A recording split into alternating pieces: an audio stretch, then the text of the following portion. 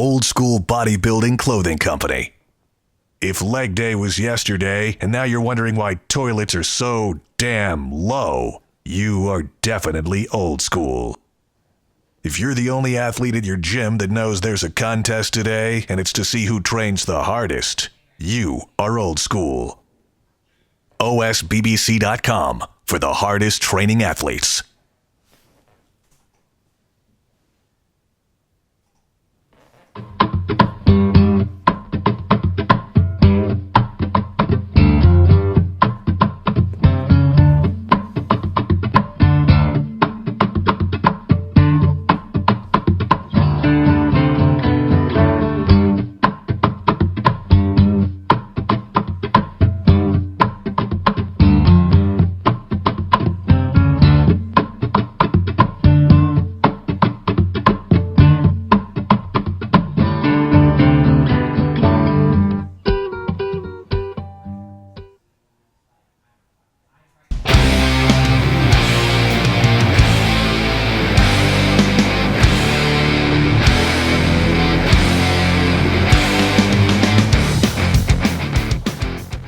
Welcome back to Live With, brought to you by Species Nutrition and Old School Bodybuilding Clothing. I'm Dave Palumbo, and today's guest is a special one. He's one of the strongest bench pressers of all time. He has the single-ply bench shirt record with a 1050. That's that right. That's 1,050 pounds. The man I'm talking about, Jimmy Kolb. Welcome to the show. Hey, thank you a lot for having me. Appreciate it. No, thanks for joining us. That's an incredible lift. I don't think that anyone thought 15 years ago, 20 years ago, that anyone would ever bench press 1,000 pounds. Now we see these routinely, but that was an incredible lift. Actually, you know what I think was even more incredible is you bench pressed 700 at like 19 years old, didn't you? I did. Yes, I did. That's crazy. You're a freaky strong, huh? Well, thank you. Yeah, it's something I really have a passion for. And when I was in middle school, high school, back in the early 2000s, a 700-pound bench press is almost unheard of. I know. You know, so I had my life goal set to eventually do 700 pounds. And when I did that at 19, I'm like, oh, I could really go somewhere with this. And here we are today. I remember I met Ryan Canelli back in, I guess it was 2002. We were both doing an appearance in Hawaii, and I think he had just broke the world bench press record over 1,000 pounds, and he was young. He was 19 or 20 years old too, or something like that. And you know, I think there's definitely something for young joints and young strength, but at the same time, it seems like a lot of the bench pressers really hit their peak when they're a little older, though. Yes. So I've been told by my contemporaries that between 30 and 40, and I just turned 30 last year. Right. That's your peak. So it's going to be an exciting decade for me. Yeah. Why is that? Do you think it's because muscle maturity, your tendons get stronger? Why do you think that guys get better and stronger as they get older? My friends in Ohio would say it's old man strength. I don't know. I think it's just when your body matures and you're at your peak and your hormones haven't been in decline yet, and just a combination of things. But we'll find out what happens. Yeah. Now, I believe the world bench press record right now, equipped, with 25 ply shirts, whatever I don't even know what guys are wearing. You're going to explain that to us in a minute. Is 11:10 right now? Is that correct? That's correct. Yes. Now, when you get over 1,000, you start saying, well, 1050 is close to that. Well, that's still 60 pounds. Yeah. Is that something you feel that you can attain at some point in the future, or maybe even very near future? Oh no, yeah. So at that exact same meet that we're referring to, where I got the 1,050, that was my opener. Wow. I only had 2 attempts that day. I had to skip the first round because I was starting to sweat. I couldn't get my breathing under control, so I said, pass me. So I only got 2 attempts, but on my second attempt, I tried 1,120 pounds. Wow. Still single ply. I had a little malfunction with my equipment. I wasn't successful, but that's going to happen this year, I feel. I'm going to, in single ply, I want to go above 1,100 pounds first half of this year. Wow, probably. That's crazy. Now, explain to our audience who might not understand the nuances of lifting equipment. Like, take it from raw to, just something like a tight shirt to a single ply, and then upwards of what guys are using today. So this way people know the different nuances and what kind of a boost these things give you. Yeah, so, gear has been or equipment rather, gear is now referring to other things, but equipment, gear, whatever, has been a part of the sport since the 80s. Right. But raw is something like, we'll take the squat. That's the easiest way to explain raw. So raw would be just like a belt with bare knees. Okay. Also in that category, you're allowed to wear knee sleeves. Mm-hmm. Then you also have what's called classic raw, where you're allowed to wear knee wraps. Mm-hmm. So that's where you start to see some differences. Now, you get into actual supportive equipment, you have the most basic, which is single ply. And that's one tight-fitting layer of usually polyester, sometimes denim, which is less popular these days. Okay. One single layer, which is the most basic of basic supportive equipment. You get into multiply, that's where you're starting to add multiple layers of aforementioned equipment. And now this new thing, which I don't agree with, I refer to them as rubber shirts. They call them band shirts, and it's basically bench press shirts made of wrap material. Uh-huh. And that's this new age bench stuff that people are going crazy over, and I don't agree with it. Why? But why do you have a problem with that versus, say, the single ply stuff, or the double ply? So when they first came out, what they were doing was they were basically integrating those things into multiply. Like, there's no difference. It's just multiply. Okay. But in retrospect, I've been lifting for 17 years, competing for almost 13. And I've spent that amount of time perfecting the tech. Lifting and equipment is very, very difficult. I was going to ask you that because it is. It's not the same thing as just getting under a bar and benching. You have to know how to use the equipment, right? Yeah, it's basically two different sports. When it comes down to it, the way you have to train, the type of strength you need, lifting in poly equipment, denim equipment is very, very difficult in these new wrap band rubber shirts. Yeah. Somebody with zero experience can throw one on and press hundreds and hundreds of pounds. There's a very, very small learning curve, and they're completely different. And people are breaking multiply records with these new shirts that are completely different. So, gotcha. But we got a little bit of a win because now they have a new division called Unlimited. So you've got single, multi, unlimited. That's where all the rubber shirt things are now.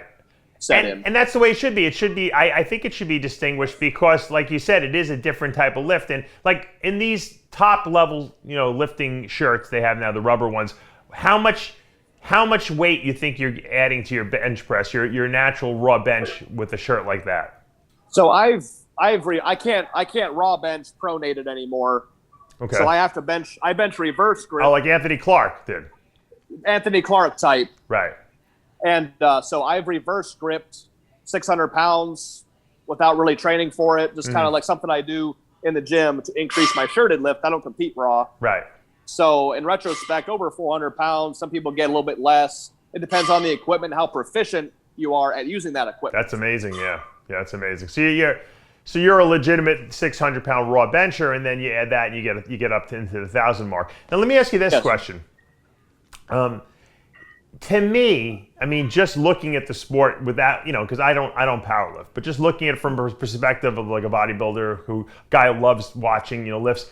To me, raw seems like it's the most pure in the sense that everyone's kind of on more of a level playing field because with the equipment, some guys are really good at using the equipment, right? Yes. Yep. Yeah. So that's what I'm kind of drawn to single ply. So when you go single ply, it's just single ply protection. Polyester. It's protection, basically. It's protection. That's the original design of the equipment because guys were benching raw, ripping their pecs, blowing out their shoulders. Yeah. The original design was to keep you protected with the benefit of lifting more weight. Now it's flipped. Now it's lift more weight with the benefit of the protection. But when you go multiply these days, you can have a shirt that's 2 layers and you're competing against a guy that's using a 4 or 5, 6 layer or a rubber shirt. It's all a mess. But single ply is just single ply poly. I got you. And so that it's like putting on a pair of knee wraps when you're squatting, is what you're saying. Yes, basically. Now let me ask you this question: when you get under a bar, when you're using these multiply shirts, and you're obviously lifting hundreds of pounds more than your body can handle, do those shirts blow out ever? I mean, and if they do, if they tear, I mean, you could really seriously hurt yourself, I imagine. So I've not had a blowout my entire career. I've seen one blowout in person. Right. I had my back. It was at a competition. I had my back turned. I was over here, it sounded like a shotgun blast went off. And I turned real quick, and this guy's shirt split from here all the way down to his belly. Wow. And there were fibers blowing in the wind. It was ugly, but he didn't get hurt because the shirt, if something's going to tear, the shirt will tear before your body will. Okay. But then you're stuck holding all this weight on you that you can't that's where you have the so generally geared powerlifting is very safe, even though the poundages are a lot heavier. But if you dump a weight or you fold under a heavy squat, the weights are much more heavy. That could get you injured. But as long as you have a good spotters and face savers on the bench, which in my opinion should be across the board. What is that? What's a face saver? So a face saver are those little safety bars that can be adjusted up and down. So if you dump a weight on your face or on your belly, it lands on the face savers, those little bars, not your body. Okay. Yeah. And those bars can handle 1,000 pounds? Yeah, I dumped, I was up in Cleveland late 2019, and I dumped 1,004 over my head, and it caught on the face savers about this far from my face. So Oof. That'd be scary. Yeah, that's scary. Yeah, it's stupid. Yeah, I only had one, like when I was lifting, squatting once. I had to dump a weight, and it was very scary because you don't realize how heavy it is until you try to like push it off your. Right. Yeah, it's insane. You could decapitate yourself like that. Now, when you look at the this Julius Maddox guy who has the bench press raw record. Is that like a very impressive? To me, it seems like a very impressive lift, considering what the bench press record was before he did it. Yes, yeah, you can't take anything away from the guy. He's got the heaviest raw bench in history. Yeah, and people get this misconception. They sometimes compare myself or other geared lifters to Julius. It's like Julius Maddox is doing this. Why are you getting so much attention for doing this? It's like I'm doing something completely different. Right. People have this conception that it's cheating. It's like, well, if it's cheating, it would. If I was competing against a raw guy with a shirt, that'd be cheating. That's cheating, right? I'm in my own division. Right. And if you don't like it, lift somewhere else. Sure. Lift raw. Be my guest. Did you ever have like you ever think like one day you wake up and say, maybe I want to try to break the raw bench press record, because obviously you're very strong. I mean, you probably could do it. I mean, if you put your mind to training like that, is that something that interests you or not? As of right as I speak to you, it doesn't, because I have so many more marks I want to hit. Right. Single ply, multiply, whatever, in multiple weight classes. But I've had to admit to myself that if I really wanted to pursue the bench records in my weight class, which are all in excess of high sixes, high in 700s now, more than likely I would probably have to go down the road of PEDs, which I'm not willing to do yet. Mm-hmm. Once my body reaches its natural capacity and I'm not satisfied with that, I'll probably go that route and pursue the raw, at least in this decade, because once you get above 40, the likelihood of benching 700 pounds is probably a little bit less. So. Yeah. Now, that's my next question. Now, I have seen this, that you are put it out there that you don't take PEDs, you don't use any anabolic steroids or GH or anything like that? Is that true? Is that correct? I lost the. I said you had put it out there. I know that you don't. You're a natural lifter in the sense that you don't use any anabolic steroids. Right. Yes. Yep. Now people get so pissed. Yeah, I know. A lot of people that have contacted me. I'm like, look, I don't know what the guy. How do I know what the guy does? I said I don't live with him. If he says he doesn't use them and he passes drug tests, then I don't see why. You don't seem like the kind of guy that would just put that out there. Because you want to be a liar or something like that. And why? I'm not against them. That's what people don't understand. I'm not against them. I just haven't had to use them yet. I say yet because it's probably going to happen someday. But people get so sensitive when I say I'm drug free. It's embarrassing. I'm like, we're all a bunch of tough guys. Yeah. Why y'all sensitive? Like, I'm proud of that fact. Right. So I'm going to say it. Now, if there's nothing I can do to prove it, obviously, sure. like what.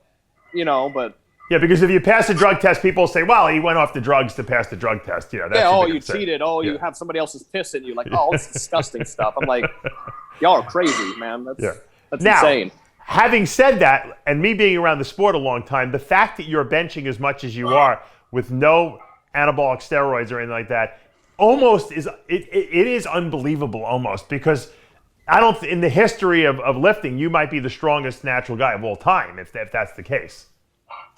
Yeah, I mean, so, Tiny Meeker claims drug-free.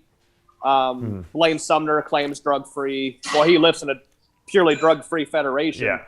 I like to think that I would be recognized as being one of the strongest drug-free equipped athletes. Right. Let's yeah.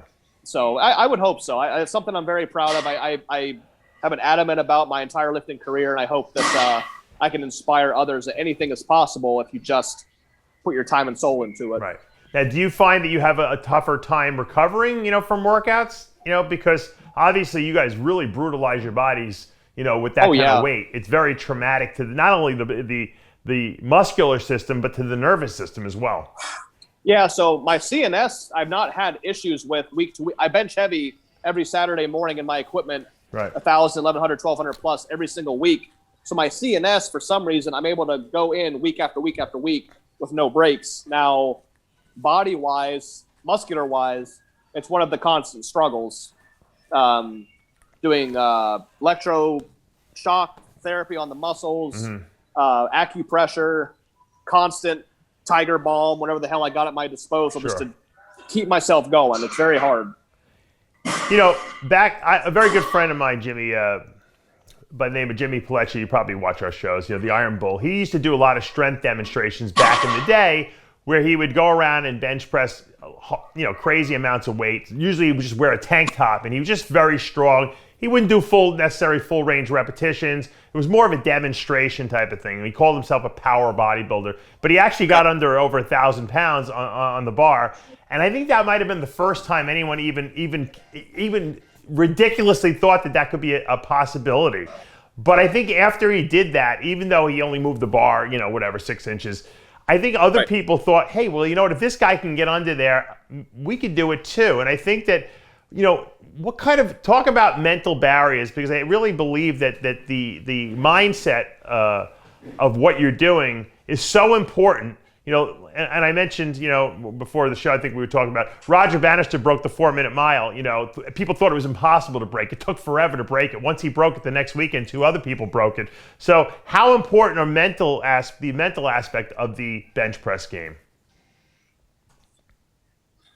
It's hard to put a percentage on it's 80% mental. It's I don't believe that. But, I had an injury winter of 2018, I believe it was, and I dropped 405 on my chest. Oof. From full lockout right onto my chest. It came down, it went up, it bounced, it came back down a second time. Oh my God. I felt like I got hit by a car. Yeah. So 405, and I fractured 2 ribs. It was when I was still enlisted. I fractured 2 ribs. I couldn't get out of bed by myself for 6 months. I couldn't do anything. I couldn't sneeze. My body kept me from sneezing because it hurt so bad. Oh boy. So 405 can do that kind of damage. The thought of what 1,200 pounds could do would would kill me. So, but you can't think about those kind of things. So you have to have this mental fortitude where you just turn everything off. Mm-hmm. So, I have some anxiety, maybe the night before a competition or whatever, but you just have to be able to flip that switch and turn your emotions off and not have that fear. Right. I mean, it never fully goes away, but that mental fortitude, it's something I've had to develop over these last, over a decade. Very, very important. Is it a religious type of experience type of thing? I mean, do you say a prayer before you do that kind of thing? I know Jimmy used to always pray before you get under that bar. Yeah, I don't think about, it's hard to explain, but I just try not to think about it. I go to a competition, and it's no different than what I do in the gym every weekend. I just try to have fun, and I laugh and joke, and just like I always do on a Saturday. I'm a very routine person, and I can't change anything meet day. It's okay. I've handled this weight a million times. I press it every single weekend, plus some. My mentality to meet is just to have fun and be successful. Right. I've bombed out many times, and it kind of hurts. Yeah. It's important what you're saying, because you know what? A lot of people don't realize when you go to you're not going to this meet and trying to bench press something you've never really done, or you're comfortable with the weight you're attempting. People think, wow, he's adding 100 pounds to his best bench and he's going to try to do it at the meet. That's not what's happening. You're prepared to go to this meet to lift something that you've already lifted in the gym in practice, pretty much.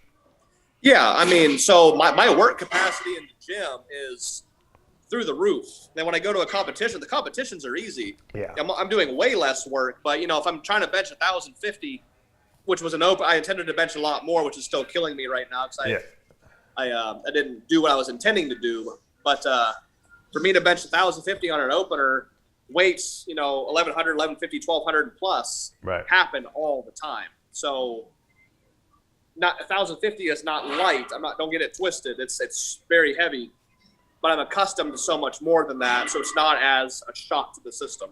Right. When you go to bench press on Saturdays, okay, routinely, how long do these workouts take? Because I've watched powerlifters lift. I mean, you got to put the equipment on, you got to, you know, set up. It's a mental thing. You're preparing. You got your spotters there.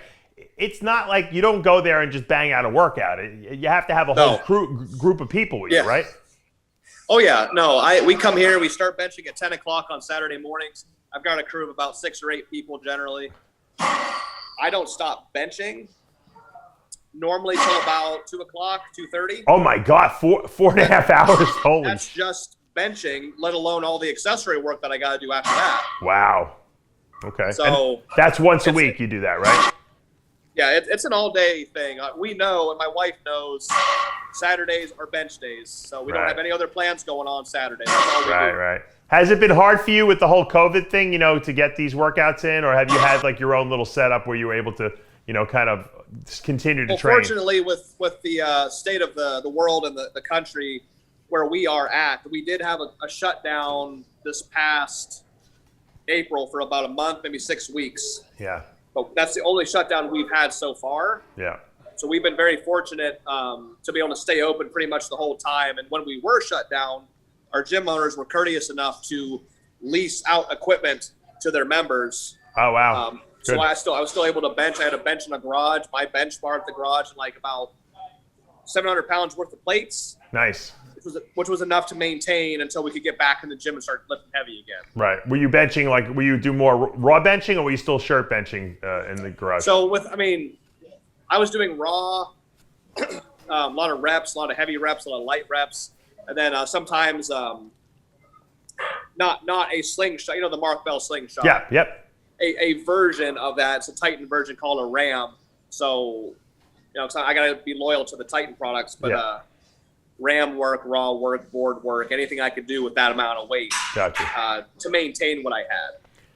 Your gym is called Unleashed Strength Gym, right? Yes, right. Where is that located? That's in Manassas, Virginia. Gotcha. Is that a powerlifting gym exclusively, or is it open to the public for bodybuilding and stuff like that?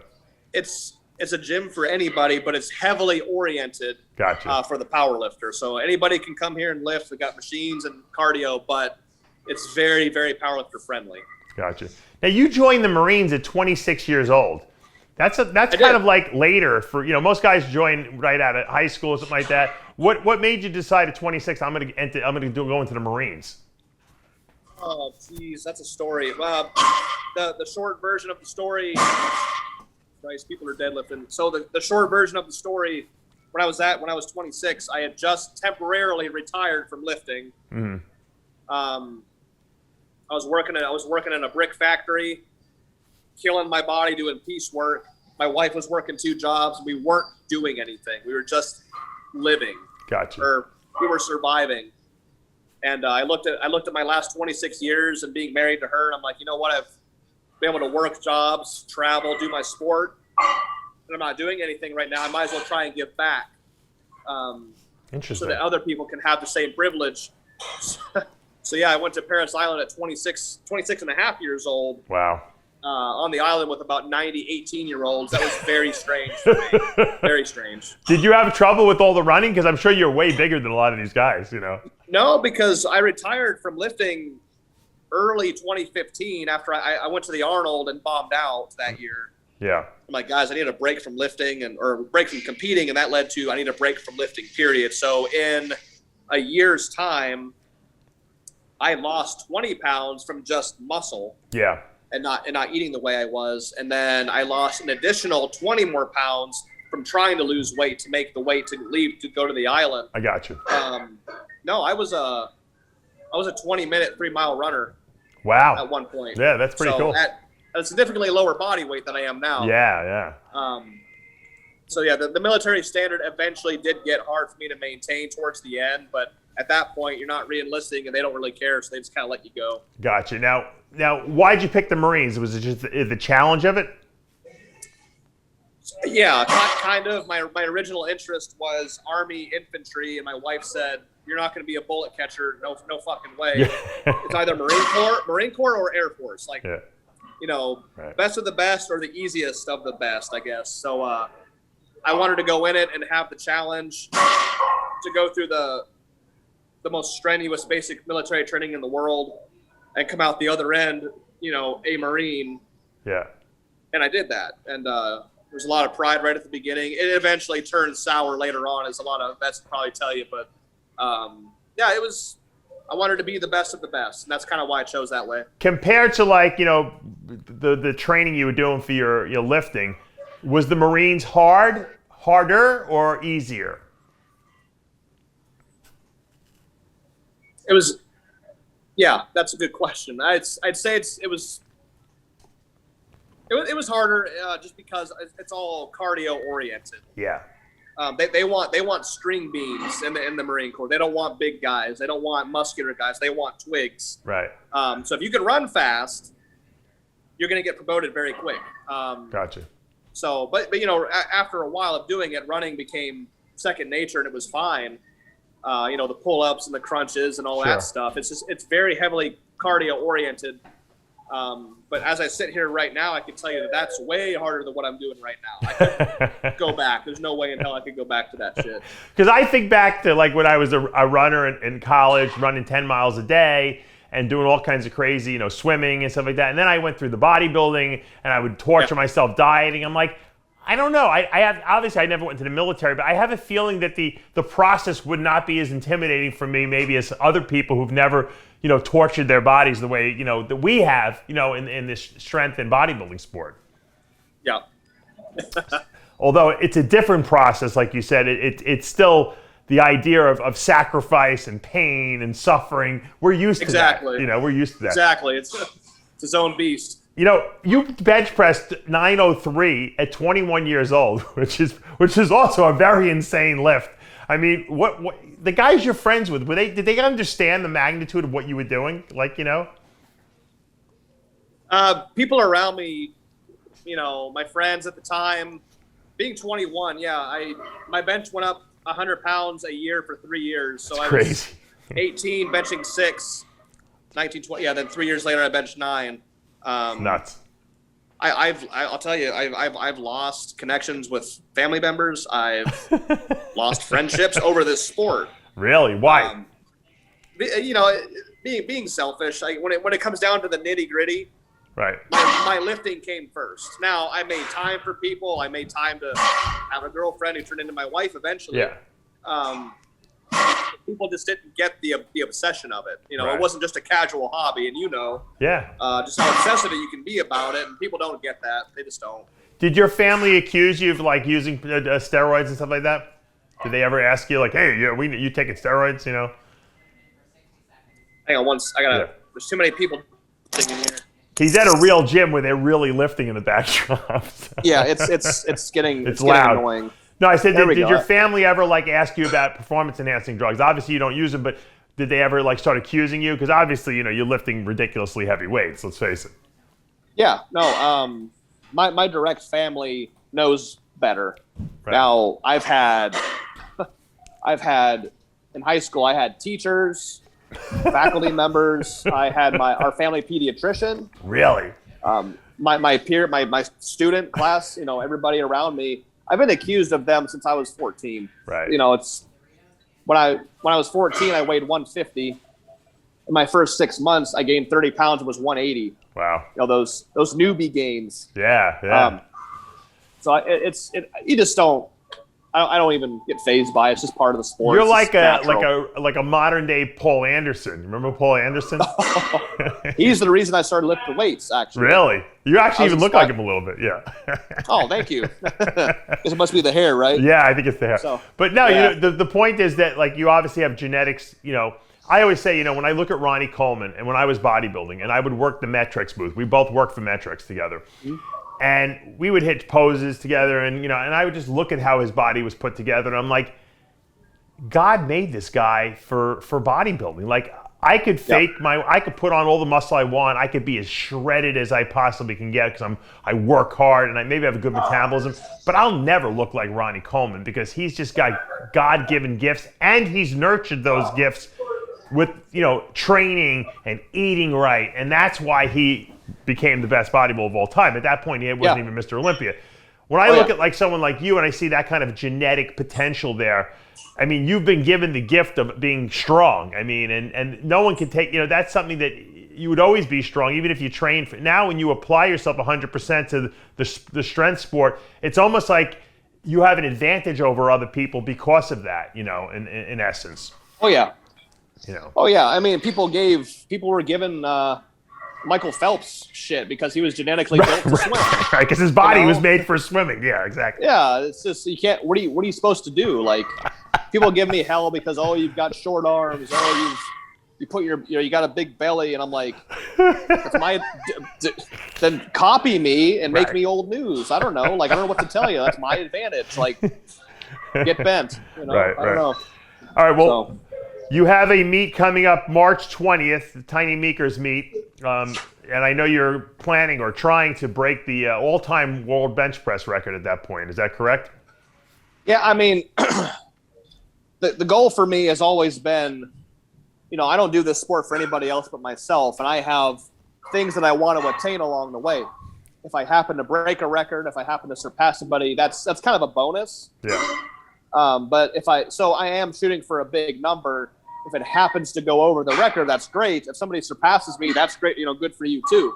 But I am trying to attain certain personal goals that are up in the stratosphere of things that haven't been done yet. Yeah, so I love it. I'm kind of beating around it a little bit, but I like to keep my numbers kind of to myself. But another crazy genetic freak, Scott Mendelsohn, is said I'm going to be having him on the show probably next week or so.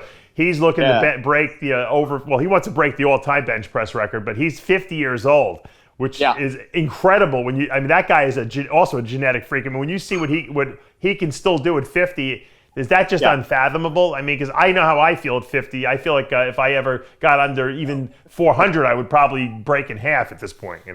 Yeah, Scott, I was on the phone with him like 2 weeks ago. I got all their numbers on my phone, but he's somebody I've always aspired to be like. I have my idols. I have guys I want to look like. Right. Look at Scott back in 2004. That's the kind of person I wanted to be built like. And the fact that he's still doing it at his age. I think he's 52 even. Oh, is he? Maybe. I know he's over 50, yeah. He's over 50 for sure. But seeing what he's done in the sport and being so adamant about that single lift mentality, the bench only. Right. That's also something I've aspired, and now I talk about. I'm just bench only. I've not met Scott in person, but I'm going to meet him in March. I'm really excited to compete with him. Yeah, that's going to be super exciting, right? I mean, it's like the young generation and the older generation clashing there. Exactly. Who else is going to be lifting in that meet aside from you and Scott? So me, Scott, Ryan Canelli. Oh, Ryan! I didn't know Ryan was lifting still competitively. So the meet is every 1,000-pound bencher coming together to compete against each other. Oh wow, that's exciting. So Blaine Sumner, myself, Ryan, Tiny, because he's putting the meet on. Right. Dave Hoff was invited. I'm not sure if he's going to be there. Who else is there? Rich Putnam, Will Barati. Every 1,000-pound guy minus Gene because he's passed. Right. But we're all going to be on the same stage competing for cash prizes. How the heck in bodybuilding, we can't get everyone on the freaking Olympia stage. You guys got every 1,000-pound bencher in the history of the sport going to be competing at this meet. That's phenomenal. Well, it's, in the past, the most you've had at once is like 2. You've had 2,000-pound benchers usually in one meet. Right. But it's never been done where we've all come together. Right.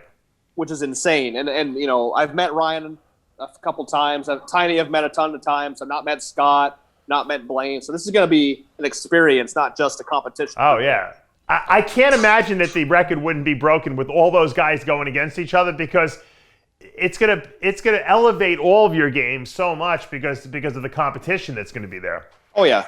I think several people I'd say almost everybody is going to break the record, and then the next person, it's going to be broken over and over and over and over again until the attempts are done. Yeah. Now, how does that work? What, you get 3 attempts, or does it go more if you guys are like tied? How does that work? Nope, it's 3 attempts for each lifter. Now, so you got to pick your weights you want to do, basically. You do. So we're all going to pick our attempted openers, and based on the openers, we'll determine our order of performance. Gotcha. Lightest opener, heaviest opener. Gotcha. And then the order of performance might shift. If my opener was heavier than this guy, but this guy's second attempt is heavier than mine, then I'll go before him. And I see. That's traditionally how it'll work. Now, a 4th attempt would be for a world record purpose, but I can't imagine that they're going to allow 4th attempts with all this craziness. It's probably just going to be 3 attempts only. Well, I'm excited. Is this going to be live streamed at all, or do you think? What do you guys plan? I know it's going to be live streamed. I can't for the life of me think where, and I'm pretty sure Tiny, when I talked to him last, is trying to get it televised as well. Oh wow, yeah, you got to put me in touch with Tiny after this. We got to get him on the show as well and promote I'll this text you his number. Because this is big news in the bench press, and I can't tell you. I know bodybuilders. Bodybuilders love to watch the strength guys, because we can respect what you're doing, even though we're not doing it ourselves, because it takes a lot of balls to get under that weight. And I look, the bench press is the purest, lift, because everyone always wants to know what you bench and stuff like that. What do you and bench? To see you guys doing these crazy numbers, it's like I can live vicariously through you for a few minutes, Sure. Oh, the respect is mutual, in my opinion. I bodybuild 50% of the time to train for powerlifting, so I think they go hand in hand. So I think it's awesome. What's your best squat and deadlift? Competition-wise, I've deadlifted 700. Nice. This is all like 10 years ago. Yeah, so 700-pound deadlift, and I've squatted 900 pounds a couple times. Wow, those are some impressive lifts. Now you had a 24-10 history. I mean, a total. Back when you were 21? When I was 20, I'm pretty sure I was 20 when I had squatted 9, benched 8, 10, and pulled 7. That's crazy. And to this day, if I'm not mistaken, that's the highest junior 220 total still to this day. Think about it. I mean, at 220 pounds, those lifts are ridiculous. Those are like 4 times your body weight. Yeah, but I hated it. I hated every minute of full power. I did not. I did it because I thought you had to be a power lifter, but now I'm just like, screw that. I like benching. I hate full power, so that's why I just bench now. Who's the best, all around lifter? You think of the 3 totals, 3 total lifter? You think of all time? Well, it's between. Well, again, you have to think like your perspective. Is it the highest total period, regardless of gear or not, or is it the highest raw total? But so I'll put it with. Since I'm an equipped lifter, between Blaine Sumner in the single ply world, IPF, walking out 1,135 pound single ply squat. Crazy. And then there's Dave Hoff, totaling over 3,100 pounds. Wow. Squatting over in almost 1,300, benching over 1,000, and pulling 8. I mean, you can't beat the guy. You can't beat him. That's ridiculous. That's and to be able to do all 3 lifts that well is almost unheard of. Usually you have a weak lift. This guy has no weak lift. No, that's why nobody can beat him, because he doesn't have any weaknesses. It's incredible. These numbers we throw around, like they're almost like you would toss them in the wind, because until you go to the gym and lift, they make no sense to you. But these lifts are like epic in a sense. That's the best way to put it. Yeah, and you know what, Dave? When I met him, he's a super nice guy. Yeah. The strongest guys I've ever met have always been the kindest and nicest. Yeah, isn't that funny? Yeah, I've never met never met a powerlifter actually that I didn't like, and so they all have very good personalities too. You guys are all all characters. You guys and the strong men are also the same way, Yeah. If I've ever come across a dickhead in the sport, he wasn't that successful. He wasn't a really strong guy. It's kind of weird how that works. Well, that's why he probably was in a bad mood all the time, because he wasn't that successful. Could be. I'm weak. Fuck you. No. Could be. Yeah. Well, Jimmy, thank you for stopping by. Congratulations on the 1050. I know you're going to go way higher than that, and good luck at the meet on March 20th. And I know you want to give a shout out to Anderson Powerlifting. They provide all your equipment. Yep, that's right. They've been taking care of me since I was 19 years old, so we're over a decade. Wow. And endless support from them. That's awesome. Great talking to you, man. Good luck with the meet. And like I said, keep us updated. I will, and I'll text you Tiny's number for you. Absolutely. And guys, that's going to take us to the end of another episode of Live With. I'm Dave Palumbo with Jimmy Kolb. We'll see you next time.